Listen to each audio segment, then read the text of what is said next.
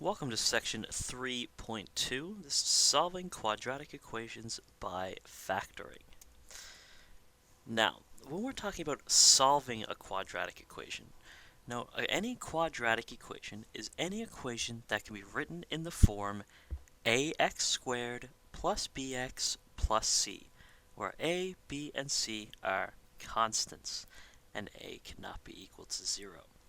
So when we talk about solving a quadratic equation, we're trying to look for the value of x. We're trying to find out what x is equal to. And we can do that by using the zero product property. This says that if a and b are equal to 0, then a equals 0 and b equals 0. So, what does that mean? Well, let's look at a quick example. So when we're solving a quadratic equation, we want to find, again, x is equal to something. So let's look at this one here. The first thing we want to do, step 1, is we want to set the equation equal to 0. Here we have a 3, so we want to bring that 3 over. But first we're just going to open up these brackets. And remember, we're just going to multiply these numbers through. So this will give us 2x squared times by 2x, so plus 2x, and then minus 3x, minus 3, and then we're going to take this 3, bring it over, so we can do that here, 2x squared plus 2x minus 3x, bring this 3 over, giving us minus 6.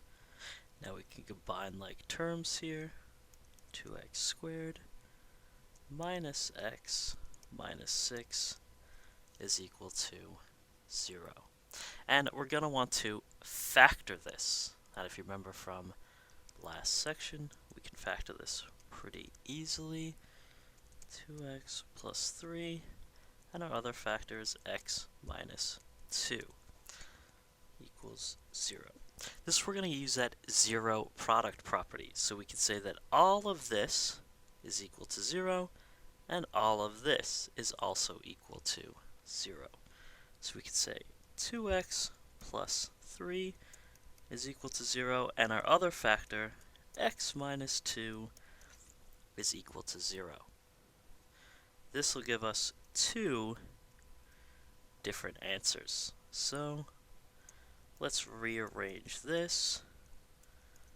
So we get one answer is x is equal to negative 3 over 2, or the other answer we can say is that x is equal to 2.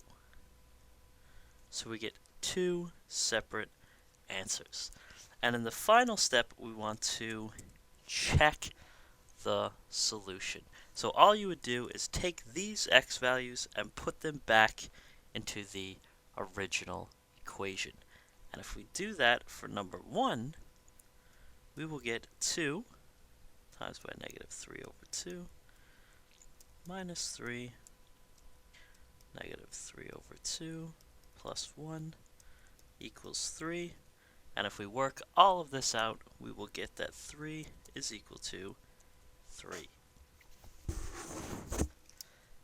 For our second answer, we could do the same thing. So 2 multiplied by 2 minus 3, and 2 plus 1 is equal to 3. And again, this will also get us 3 is equal to 3. So both of these solutions are good. Now, we can also solve quadratic equations involving a common factor. So, if we look at this, we have, again, step 1, we always want to make one side equal to 0. So let's just bring this over.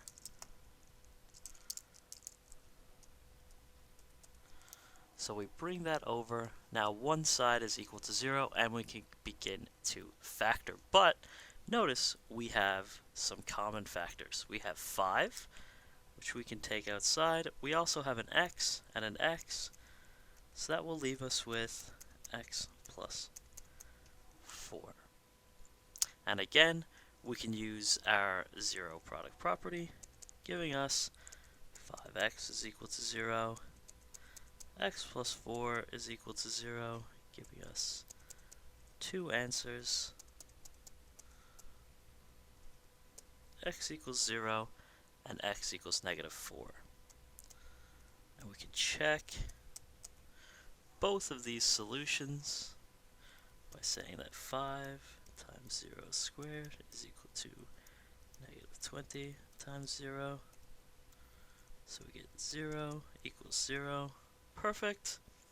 And also we can check our second solution. So 5 times negative 4 squared is equal to 20 times by negative 4, giving us 80 is equal to 80.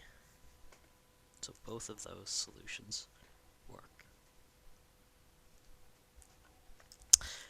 Now, solving equations using a radical. So a square root, this would be our radical.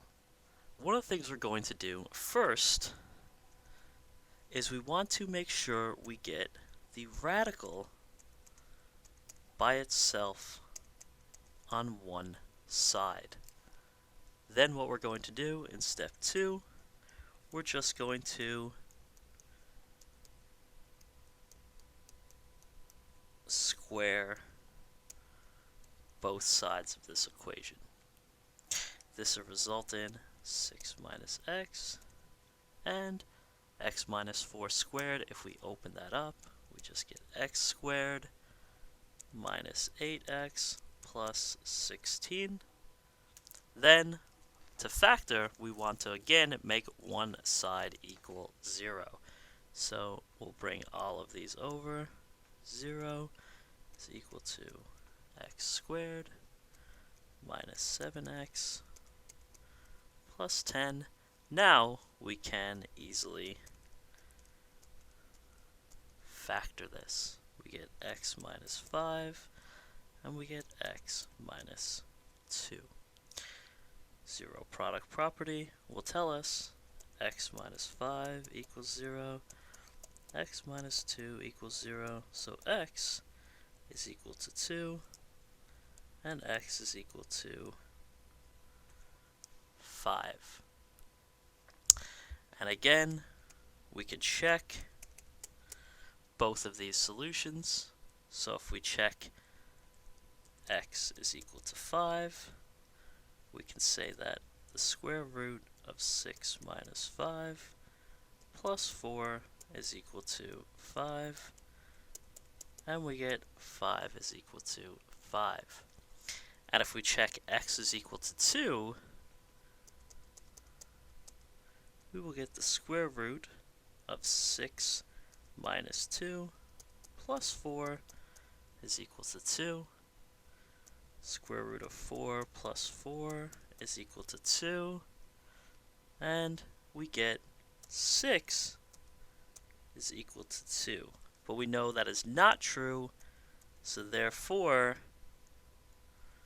this cannot be a solution.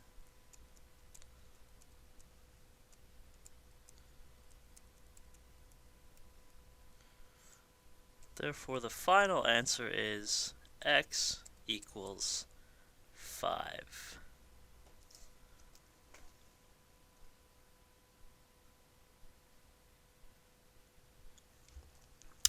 One of the things we can also do is work backwards. Here it says write a quadratic equation with the roots 2 over 3, negative 1 over 3. So what this means is we have two answers. X is equal to 2 over 3, and x is equal to negative 1 over 3. What we want to do is find an equation that has these two answers. We're going to do the same steps, but backwards. So we know that if x is equal to 2 over 3, then x minus 2 over 3 must have been a factor. And same thing here. set that equal to 0, and then we can find our solution.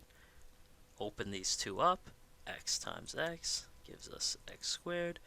X times 1 over 3 gets us 1 over 3x minus 2 over 3 x, and negative 2 over 3 times 1 over 3 is 2 over 9.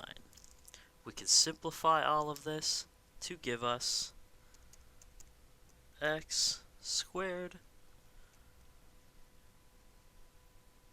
minus 1 over 3x minus 2 over 9 is equal to 0. And that is our equation. Lastly, we can also use quadratic equations to solve word problems. The length of a rectangle is 3 centimeters less than twice the width.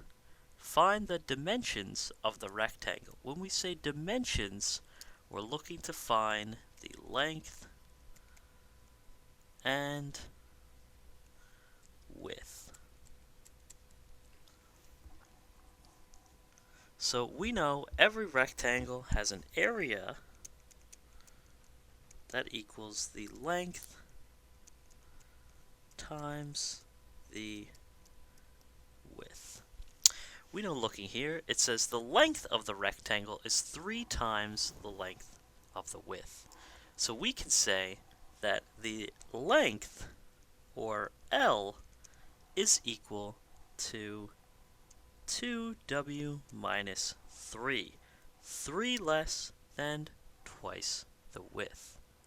So we can use this to solve for our answer. So we know the length is 2w minus 3. We know the area is equal to length times width. So we can say that the area, which is 20 cm, is equal to the length, which is 2w minus 3, times the width, and now we can just rearrange and solve. So 20 is equal to 2w squared minus 3w. Let's set one side equal to 0, so 2w squared minus 3w minus 20. And now we can factor. So we can factor this to say 0 is equal to 2w plus 5 and w minus 4. That will give us 2w plus 5 equals 0 and w minus 4 equals 0. Width is equal to negative 5 over 2, or the width is equal to 4. And when we're talking about the length or the width, we cannot have a negative number. So this must be the solution. Therefore, the width of the rectangle is 4 cm, and remember the length is 2w minus 3, so 2 times 4 is 8 minus 3. The length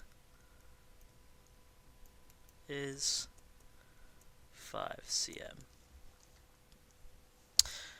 And that concludes 3.2.